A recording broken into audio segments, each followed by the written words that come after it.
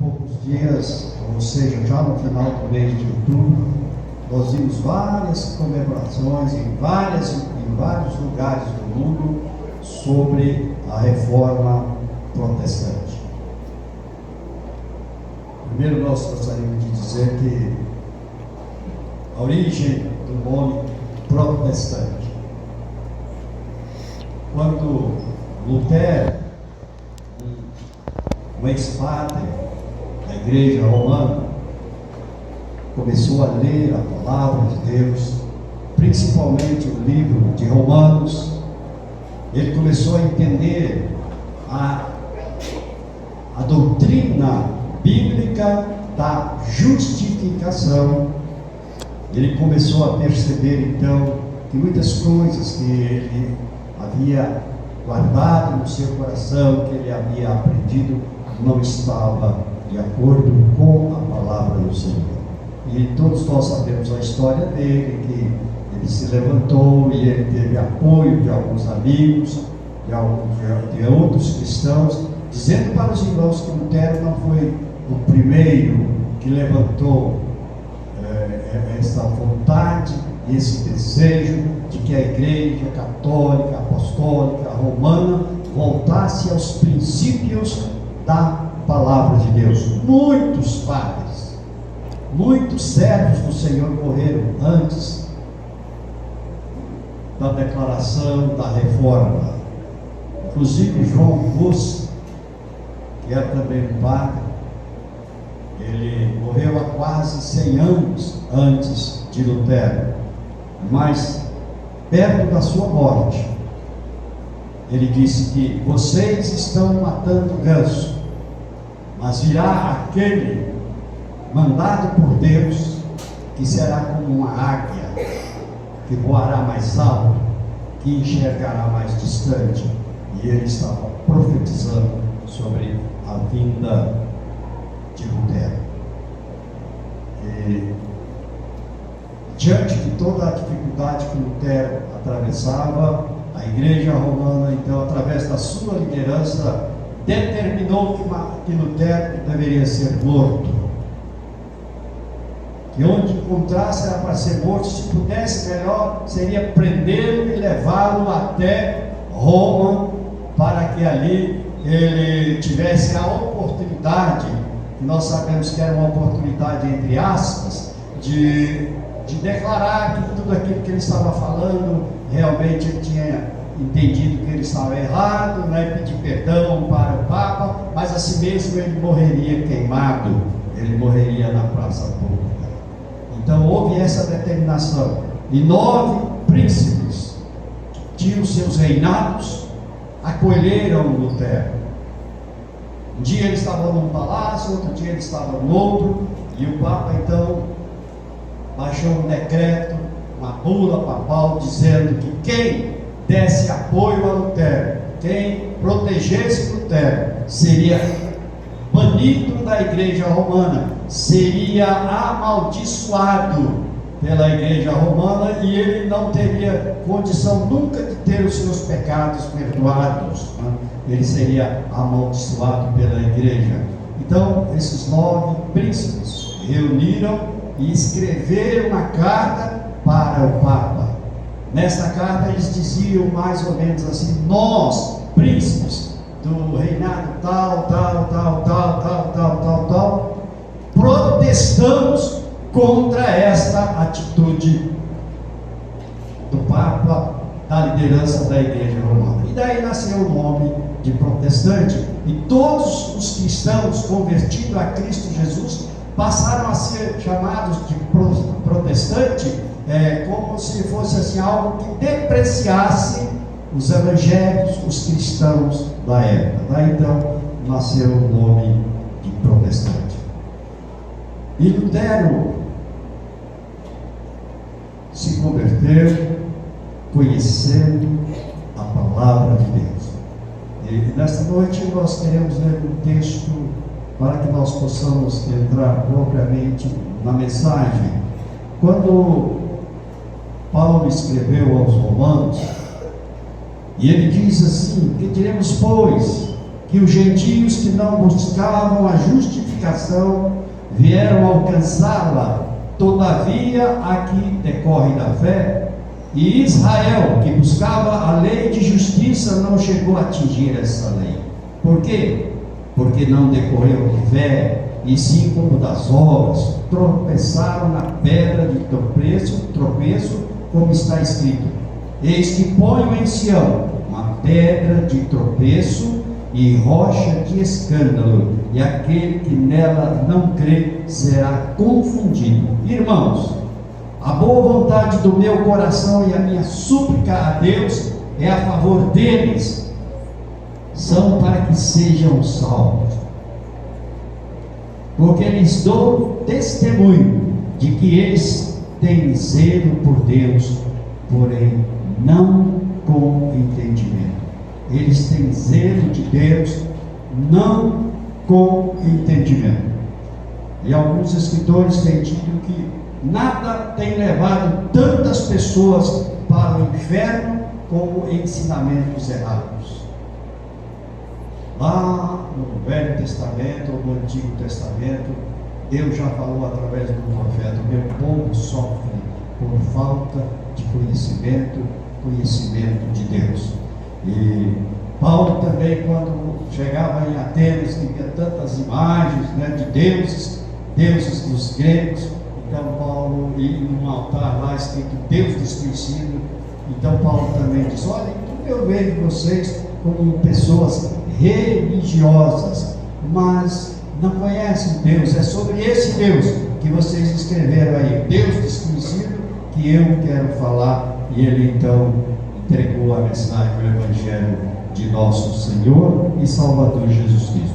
Agora estava aí Paulo conversando com os romanos e fazendo referência aos judeus.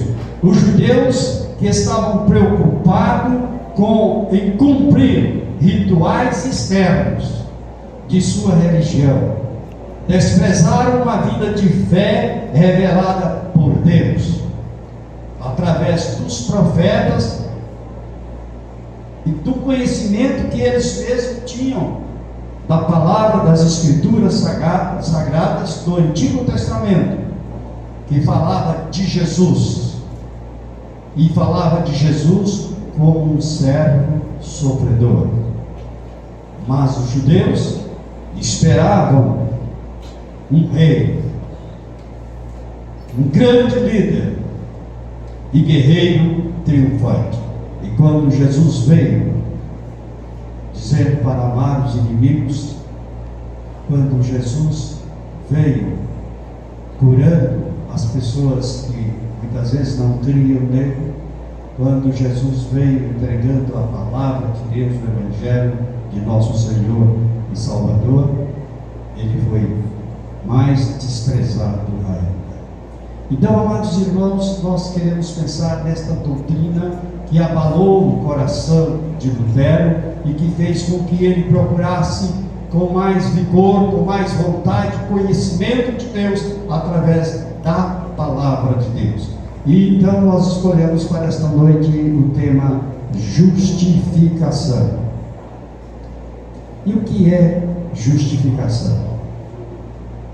Segundo os nossos dicionários, vários deles com várias traduções, ou melhor, com várias aplicações, um deles diz que justificação é um argumento apresentado por alguém em sua defesa ou em favor de outra pessoa. Argumento às vezes apresentado com testemunhas ou então com documentos que provam aquilo que ele está dizendo. Por exemplo, às vezes o funcionário falta ao serviço e ele precisava estar lá e aconteceu um acidente com ele não pôde estar. Então, na próxima oportunidade, se ele teve um acidente e ficou internado 1 ou 2 dias, quando ele sai, ele vai na empresa e leva um atestado, uma declaração no hospital de que ele esteve ali por 2 dias tratando dos seus ferimentos, e isso é uma justificativa. Então, por isso é que a gente diz, às vezes na lei eleitoral diz assim: se você deixar de votar sem uma justificativa, justificativa, você vai pagar uma multa assim, assim, assado.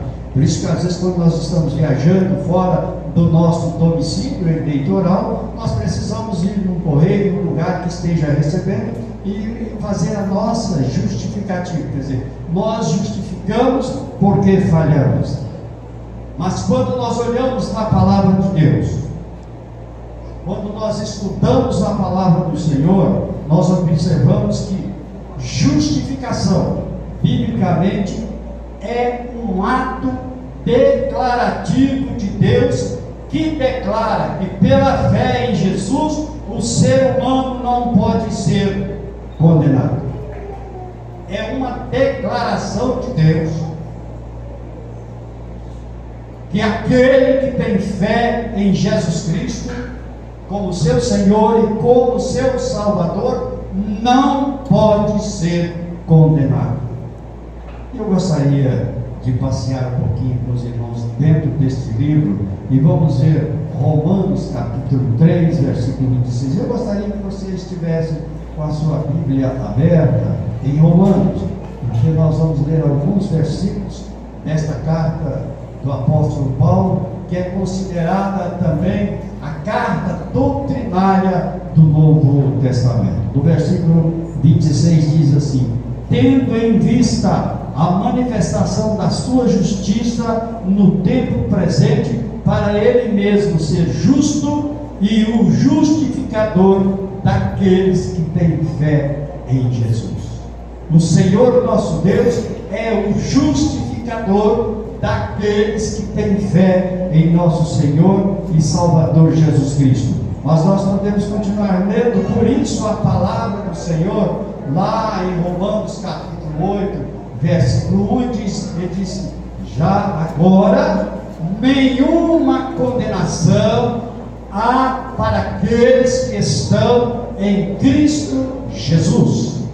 E Romanos, ou melhor, 2 Coríntios capítulo 5, versículo 17, Paulo também escreveu assim: e se alguém está em Cristo, é nova criatura, as coisas velhas já passaram, tudo novo se tornou. Vocês conhecem esse corinho? Quem conhece esse corinho?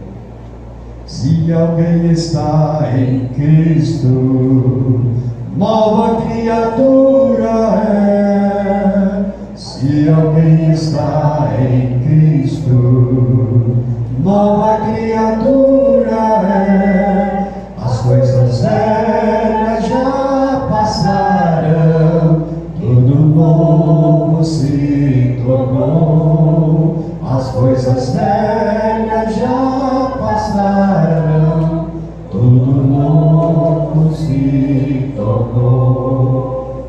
Em Romanos capítulo 4, versículos 7 e 8, diz assim: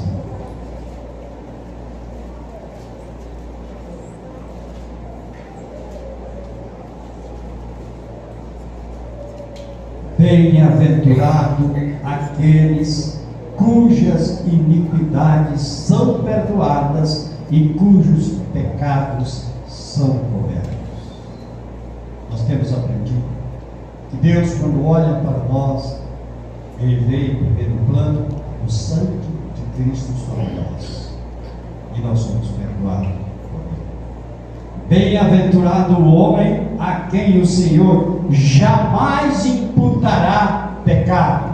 Quem é a pessoa que Deus nunca há de imputar pecado? Aqueles que foram declarados por Ele como justos, justificados, pois, mediante a fé, tenhamos paz com Deus.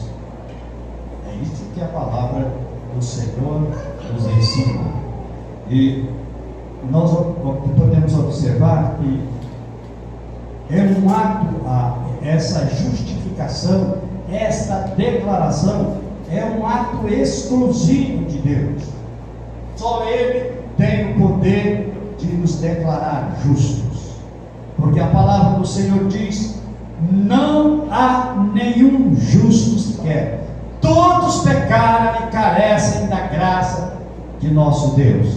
Mas o Senhor, na sua justiça, na sua bondade, no seu grande amor, aquele grande amor que o apóstolo João escreveu, que Deus nos amou de tal maneira que enviou o seu filho amado, seu único filho, para morrer, para nos salvar dos nossos pecados. Então, amados irmãos, a graça de Deus é a fonte da justificação. A graça de Deus é a fonte da justificação. Romanos 3, 24 diz assim: sendo justificados gratuitamente por sua graça, mediante a redenção que há em Cristo Jesus. Somos justificados mediante a graça de nosso Deus em Cristo Jesus.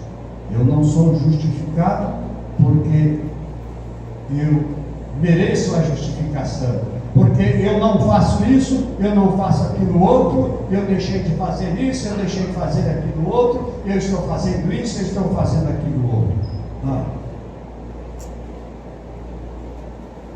A graça de Deus revela, como diz o apóstolo e profeta Paulo, sobre a minha pessoa, que sou o maior de todos os perseguidores, que fui também o maior, que sou o maior de todos os pecadores, e que fui também perseguidor da igreja de nosso Senhor e Salvador Jesus Cristo. Então, amados irmãos, a justificação não é algo que nós alcançamos pelos nossos atos, não é algo que nós alcançamos pelas obras da lei. E o servo do Senhor deixa registrado que a justificação é ato de Deus pela fé em Cristo Jesus, independente das nossas obras. A justificação, que tem como fonte a graça de Deus, a justificação também de Deus nas nossas vidas está baseada, está fundamentada no sangue de Cristo derramado na cruz, e o sangue de Cristo derramado na cruz é a base da minha, da sua e da nossa justificação. Romanos capítulo 5, versículo 9.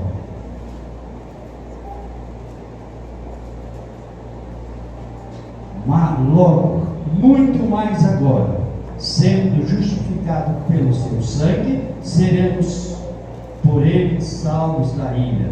Porque se nós, quando inimigos, fomos reconciliados com Deus mediante a morte do seu Filho, muito mais, sendo já reconciliados, seremos salvos pela sua vida. Então, amados irmãos, a morte de Jesus Cristo, o derramamento do seu sangue, é a base da nossa justificação. O ser humano é justificado pela fé em Cristo Jesus. Romanos, que nós já lemos também no início do culto, versículo 28 do capítulo 3, diz assim: concluímos, pois, que o homem é justificado pela fé, independente das obras. O homem é justificado pela fé, independente das obras da lei. A justificação, como diz a palavra do Senhor, envolve vida. Em Romanos 5,18, nós lemos também esta declaração do apóstolo Paulo, na unção do Espírito Santo, quando diz assim: pois assim, como por uma só ofensa veio o juízo sobre todos os homens para a condenação, assim também, por um só ato de justiça, veio a graça sobre todos os homens para a justificação que dá a vida. Então, a justificação nos traz a vida. Que vida? A vida com Deus. Paulo escreve aos Efésios, ele diz assim: nós estávamos mortos em nossos delitos e pecados, mas Ele nos deu vida em Cristo Jesus. A justificação envolve vida e vida com Cristo. Aquele que crê em mim, ainda que esteja morto, viverá. Aquele que crê em mim, crê nas minhas palavras, de maneira nenhuma experimentarão a morte espiritual, ou seja, aquela separação eterna de Deus. Por isso, justificação envolve vida. A justificação não depende do que o ser humano é ou fez, e sim do que Deus faz no ser humano através de Jesus. A justificação de Deus nas nossas vidas é que nos dá, neste momento, o privilégio de participarmos da ceia do Senhor, porque somos justificados por Deus, porque Deus declarou em Cristo Jesus que nós somos salvos, que Ele perdoa todos os nossos pecados, e nós somos justificados, pois, mediante a fé em quem? Em Jesus Cristo. Por isso, amados irmãos, no texto que nós usamos como texto básico da nossa mensagem, ele diz assim para nós: se com a tua boca confessares Jesus como Senhor, e em teu coração creres que Deus o ressuscitou dentre os mortos, será salvo. Porque com o coração se crê para a justiça, e com a boca se confessa a respeito da salvação. Por isso, amados irmãos, que nós que acreditamos, somos convertidos, nós não podemos ficar calados. A palavra do Senhor diz que nós temos o prazer de confessar o Senhor, porque com o coração se crê para a justiça, com a boca confessa a respeito da salvação. Porquanto as Escrituras diz: todo aquele que nele crê não será confundido, pois não há distinção entre judeus e gregos, uma vez que o mesmo é o Senhor de todos, rico para com todos os que o invocam. Porque todo aquele que invocar o nome do Senhor será salvo. Nós vimos que os judeus fizeram da sua salvação, colocar a sua esperança de salvação no cumprimento das normas legais, esquecendo que a lei não salva ninguém, esquecendo que a lei vem mostrar o nosso pecado, esquecendo que a lei vem mostrar o nosso pecado e apontar para Cristo a nossa solução. Mas quando as pessoas resolvem ser salvas pelas suas obras, pelo que ele faz ou pelo que ele deixa de fazer, o apóstolo Paulo, escrevendo aos Gálatas, diz também: estes se desligaram de Cristo, porque querem ser salvos pelo cumprimento da lei, e eles encontraram, como nós lemos no texto, uma pedra de tropeço no seu caminho, que é Jesus Cristo.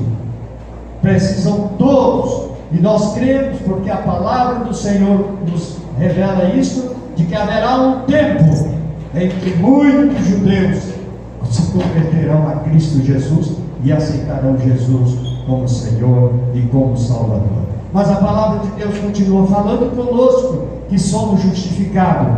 Todo aquele que invocar o nome do Senhor será salvo. Mas o apóstolo faz uma pergunta: como, porém, invocarão aquele em quem não creram?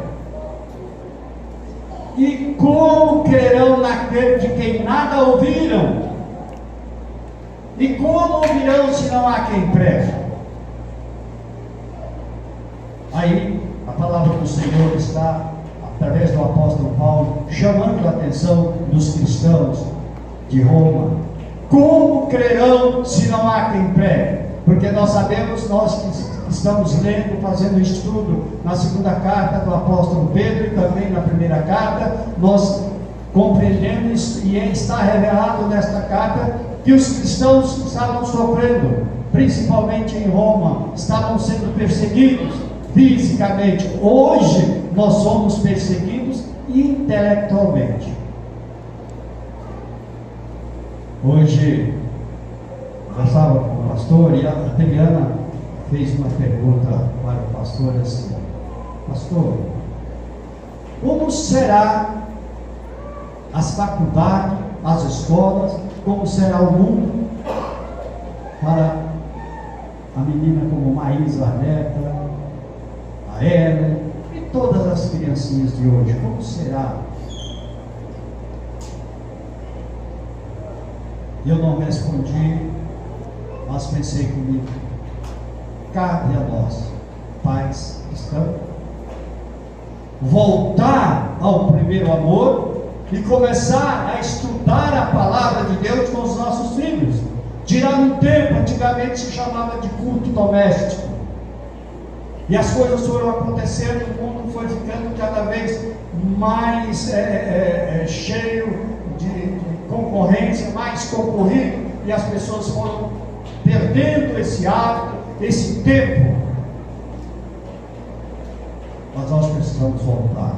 É quando nós sentamos com os nossos filhos, é quando nós conversamos com os nossos netos. Na minha situação hoje, com o bisneto, devemos falar da palavra de Deus, devemos mostrar o que a palavra de Deus determina, o que a palavra de Deus orienta. Porque como crerão se não há quem pregue? E como pregarão? E como crerão se não há quem pregue? E como crerão se não há quem fale do Evangelho? Como pregarão se não forem enviados, como está escrito? Quão formoso são os pés do que anunciam boas novas. A palavra de Deus nos tem revelado a todos nós. E aceitamos o convite de Jesus quando ele diz assim: vinde a mim, vós que estáis cansados e oprimidos, e eu vos aliviarei.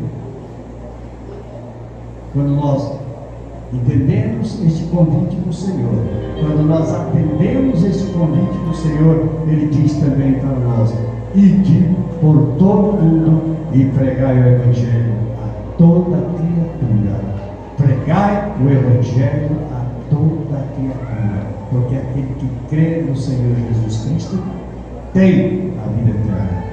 Que o Senhor aplique bênção em nossos corações, e nós convidamos o pastor Júlio para ministrar a ceia.